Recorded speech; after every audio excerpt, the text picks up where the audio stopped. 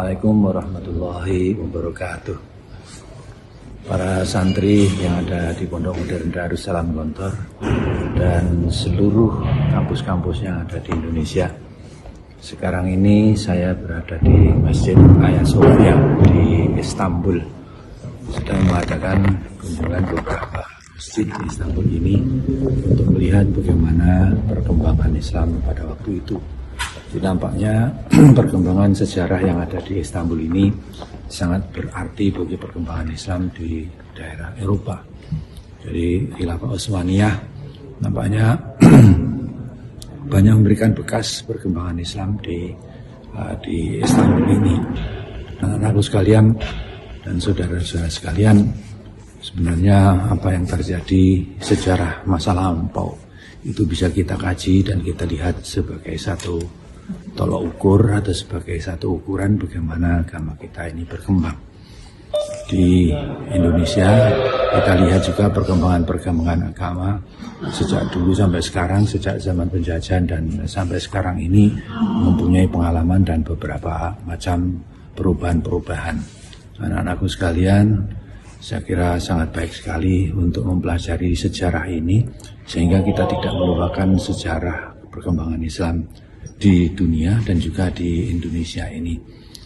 Yang disebutkan pesantren sebagai benteng agama, benteng Islam di Indonesia, ini mudah-mudahan seperti hanya benteng Islam yang ada di Khilafah Utsmaniyah ini, yang sampai sekarang bekas-bekasnya masih bisa kita lihat, dan itu adalah satu bukti bahwa perkembangan Islam di Timur Tengah dan di Turki ini dalam keadaan damai, tidak ada perang yang disebut oleh orang Barat itu sebagai perkembangan Islam. Di tangan kiri ada Al-Quran, di tangan kanan ada pedang. Itu sebenarnya satu hal yang salah, itu adalah satu hal yang dibuat oleh orang-orang orientalis supaya dikatakan bahwa Islam itu agama yang kejam. Namanya menurut sejarah yang ada, bagaimana perkembangan agama di Turki ini betul-betul dalam keadaan damai, dan orang-orang setelah melihat bagaimana Islam itu dilakukan oleh orang-orang Utsmaniyah pada waktu itu, banyak yang terpengaruh untuk ikut kepada Islam. Bahkan ada satu kerajaan, beberapa kekuasaan di masyarakat sana, kesultanan zaman dulu itu malah pengen, atau kerajaan-kerajaan dulu malah pengen dijajah oleh Islam daripada merdeka sendiri. Itulah keadaannya yang ada. Sebagai suatu hal yang perlu kita ketahui bahwa kita ini sebenarnya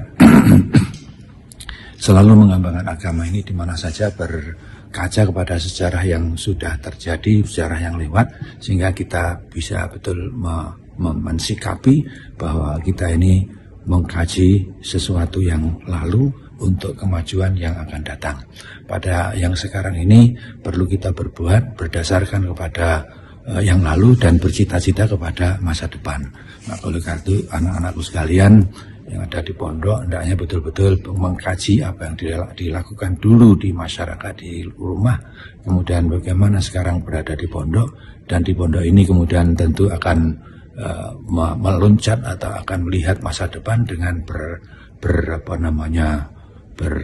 berdasarkan pada pengalaman yang lama, dan sekarang berbuat sesuai dengan apa yang dilihat pada waktu dulu untuk mencapai cita-cita yang akan datang. Cita-cita ini perlu dibuat dan perlu dicanangkan pada hati anak-anak sehingga mempunyai satu tujuan tertentu. Kalau mempunyai cita-cita, hendaknya jangan sampai berhenti di cita-cita itu, tapi betul-betul dilakukan sesuai dengan apa yang dijadi-jadikan, dengan jalan yang benar dan dengan jalan tujuan yang serius. Jangan sampai kemudian kita mempunyai tujuan dan tujuan itu tidak kita capai, maka perlu kita selalu mawas diri apa yang kita lakukan ini apakah betul-betul menuju kepada tujuan yang kita inginkan atau tidak. Saya kira demikian. Maka filosofi yang ada di Gontor, apa yang kau cari itu perlu dicanangkan setiap saat di dalam hati kita, ditanyakan pada diri kita supaya kita selalu menuju kepada tujuan kita yang kita cita-citakan. Saya kira demikian saja. Terima kasih. Assalamualaikum warahmatullahi wabarakatuh.